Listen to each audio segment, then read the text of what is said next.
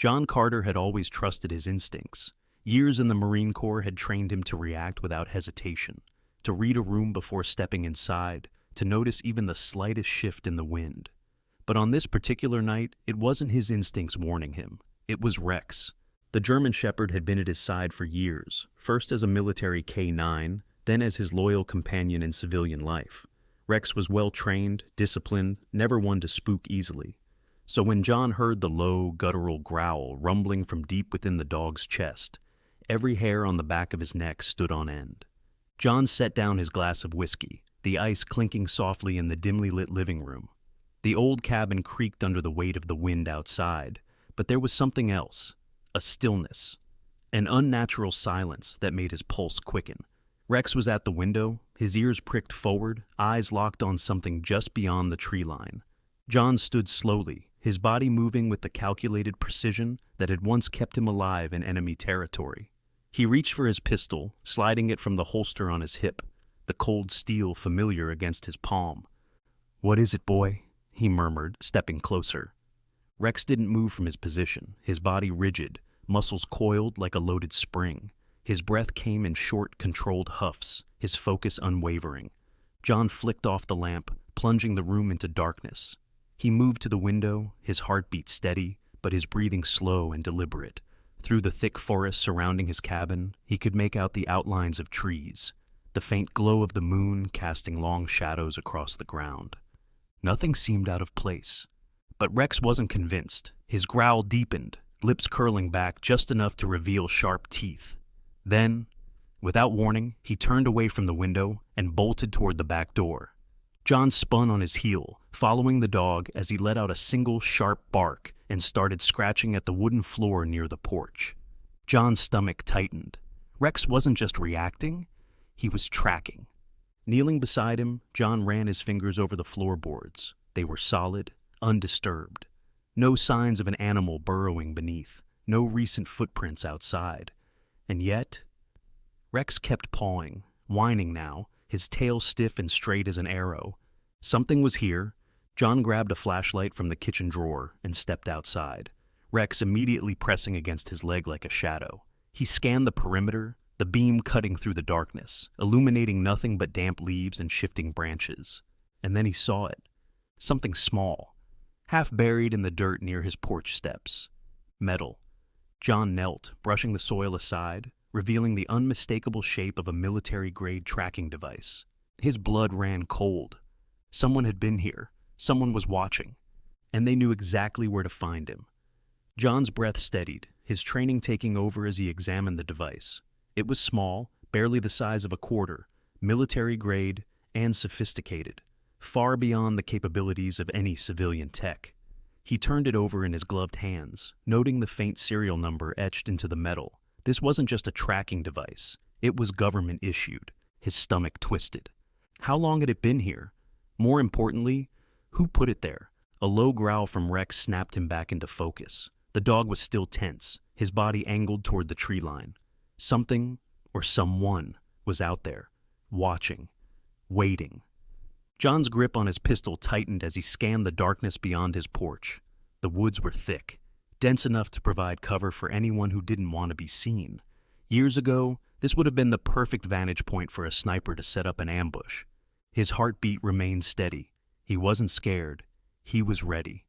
Moving with controlled precision, he crept back inside and shut off the porch light, plunging the area into near-complete darkness. He retrieved his night vision binoculars from the locked cabinet in his bedroom, then returned to the window. Looking through the scope, his surroundings became bathed in an eerie green glow. The landscape stretched out in front of him, shadows shifting as the wind moved through the trees. He scanned left, right. There, a figure, barely visible, standing at the edge of the woods. John held his breath, watching. The person wasn't moving, just standing there, watching him. A normal person might call the cops, but John wasn't a normal person. He'd spent years hunting threats in the dark. Now, the darkness had come hunting for him. John exhaled slowly, lowering the binoculars.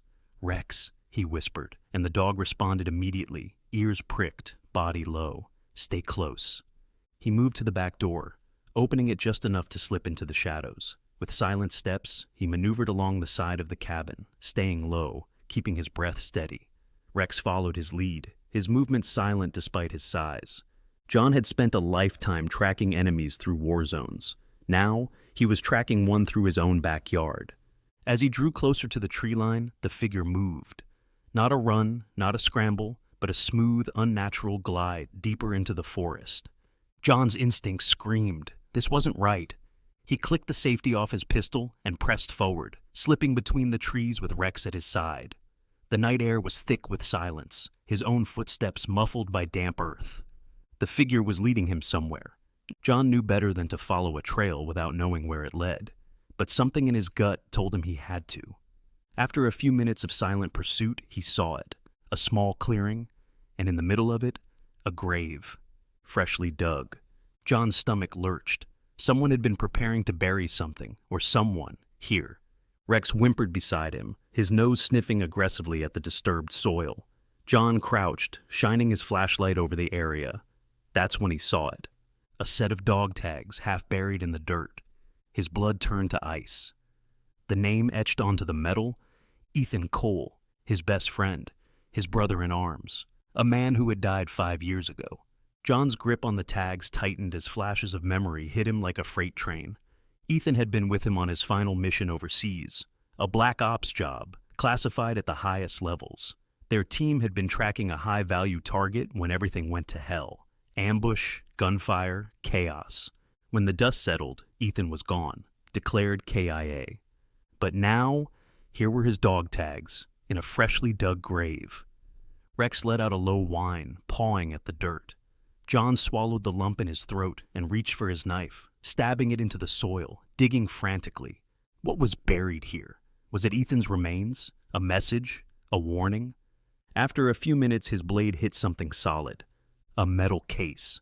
John pulled it free, wiping away the dirt. It was military issued, the kind used to transport sensitive intelligence. The lock was broken, as if someone had opened it recently. With a deep breath, he flipped it open. Inside, he found classified documents, ones he never should have seen again. John's eyes scanned the first page, and his pulse spiked. These weren't just files, they were mission reports. His mission, the one Ethan had died on. Except, according to these reports, Ethan never died. He had been taken, by their own people. John's head spun as he flipped through the pages. The official narrative had been a lie. Ethan had been captured, not by enemies, but by the very government they had fought for. And now, someone had buried these files here. Someone wanted John to find them. A branch snapped behind him. John whirled, gun raised, just as a voice cut through the darkness. "Put the gun down, brother! It's me!" John's breath caught. Stepping into the faint moonlight was a man he had buried in his heart years ago. Ethan Cole, alive. John barely processed what he was seeing. Ethan looked different. His once sharp military haircut had grown out, his face rougher, eyes shadowed with years of something far worse than war. "You're dead," John rasped, his gun still trained on him. Ethan's mouth curved into a bitter smirk. "Yeah, that's what they wanted you to think." John's mind raced. Was this real? A trap? "How do I know you're not lying?" Ethan sighed and stepped forward, hands raised. "Because I know the last thing you said to me before that mission." John's finger twitched on the trigger. Ethan took another step. "You told me, if we get out of this alive, first round's on me. Well, I've been waiting a hell of a long time for that drink, brother." John's breath hitched. Only Ethan could have known that. It was real. John lowered the gun. "What the hell happened to you?" Ethan's face hardened. "I was taken, John. We weren't supposed to make it out of that mission alive, but I did. And I learned the truth." "What truth?" Ethan exhaled, glancing around before stepping closer. "We were never hunting terrorists. We were hunting something else, something the government didn't want getting out." John's stomach turned. "And now they're after me?" Ethan nodded. "They know you found the tracker. They know you're asking questions. That means they're coming." A gust of wind rattled the trees, and for the first time in years, John felt something close to fear.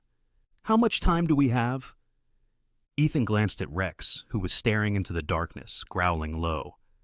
Not long, John turned to his old friend, gripping the pistol tighter. Then we'd better be ready. The air between John and Ethan was thick with tension. The weight of the past and the urgency of the present collided, leaving no room for hesitation. They were being hunted. Rex let out another low growl, ears pinned back, body tense. Something was coming. Ethan took a deep breath. John, listen. They won't send a whole team, not at first. They'll send a scout, a recon operative to confirm your location. Then, they'll move in. John's mind calculated the odds, his combat instincts kicking in. How many? Ethan's jaw tightened. 4, maybe 5 operatives to start. But if we don't take them out fast, they'll call for backup. And then, we're screwed. John nodded. He'd faced worse odds before. We can't stay here. Too many blind spots. We need to move. But Ethan shook his head. No, they expect us to run. That's what anyone without training would do. But we have the home advantage here, John. We make them come to us. John studied his old friend's face. Ethan was right. Running would only expose them. The only way out was through. The first sign of their enemy came in the form of a small red dot dancing across the wooden walls of John's cabin. A laser sight. John grabbed Ethan's shoulder and yanked him down behind cover. Silenced gunfire shredded through the window above them, glass shattering across the room. Rex barked, low and feral, but John placed a steadying hand on his back. Easy, boy. Ethan peered around the edge of the wall. They're moving in. 2 on the ridge, 1 flanking from the right. John nodded, his mind already formulating a plan. We need to split them up. Ethan pulled a knife from his boot. I'll take the ridge. Can you handle the flanker? John smirked. I'll manage. Without another word, Ethan slipped into the darkness, moving like a shadow. John exhaled, gripping his pistol tight. Rex, stay close. He moved toward the back of the cabin, silent and deliberate. Through the trees he caught a glimpse of movement, a figure weaving between shadows. Fast, efficient. A professional. John leveled his gun, waiting. The figure moved closer, the faint gleam of a suppressed weapon catching the moonlight. John held his breath. Timing was everything. Step, step, pause. The second the operative slowed, John moved, exploding forward with brutal precision. He caught the man's wrist mid-aim, twisting the gun away before slamming an elbow into his throat. The operative staggered, but John didn't let up. He drove his knee into the man's ribs, then finished with a sharp crack to the skull. The body dropped. 1 down. Rex let out a muffled snarl, standing over the fallen man. John grabbed the suppressed pistol from the operative's hand and scanned the area. Then, a gunshot. John's stomach clenched. Ethan! Heart pounding, John sprinted toward the ridge where Ethan had gone. Gunfire echoed through the trees. He pressed forward, ducking behind thick brush as another shot zipped past him. Then, he saw Ethan, locked in a brutal struggle with one of the operatives. They grappled in the dirt, fists swinging, bodies twisting.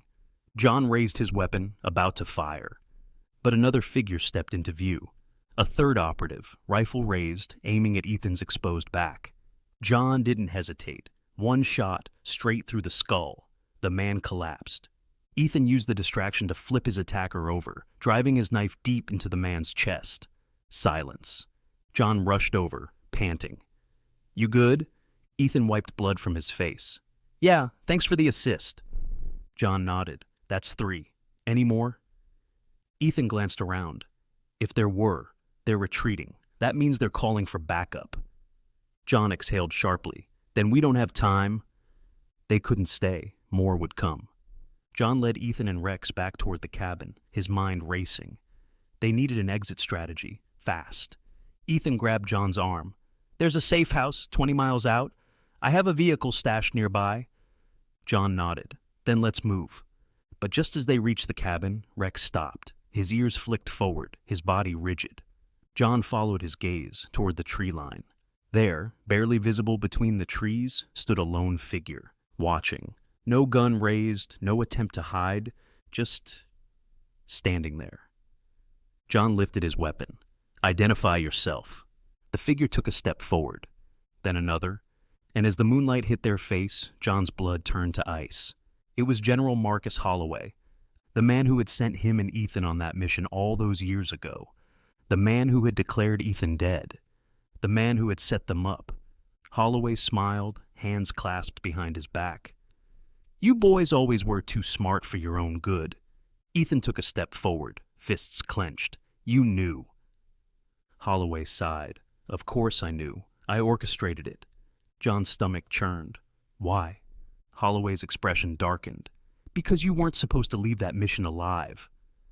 John's grip tightened on his gun. "And now?" Holloway exhaled, as if genuinely disappointed. "Now, your liabilities, and liabilities, get eliminated." Ethan lunged, but gunfire erupted before he reached Holloway. A sniper. John grabbed Ethan, yanking him behind cover as bullets shredded through the dirt. Rex barked, ears flat, pressing close to John's side. Holloway's voice rang out over the chaos. "You can't outrun this, Carter. You can't outfight it. Surrender, and I'll make it painless." John exchanged a look with Ethan. No way in hell. Using the gunfire as cover, John tossed a smoke grenade from his tactical belt. Thick plumes of smoke filled the air, cutting off visibility. Ethan grabbed John's shoulder. "We make for the vehicle. Now?" John nodded. "Rex, with me." They bolted into the trees, bullets tearing through the smoke behind them. John could feel his pulse hammering. This wasn't a fight anymore. It was a chase. But they had one advantage: Rex. The German Shepherd led them through the trees, dodging obstacles, sensing danger before they saw it. Minutes later, they reached a hidden SUV. Ethan jumped into the driver's seat, John and Rex diving in just as another shot cracked through the windshield. Ethan floored the gas. Tires spun. Dirt kicked up. As they tore down the back roads, Holloway's voice echoed in John's head. "You can't outrun this. You can't outfight it." Maybe not, but they sure as hell were going to try.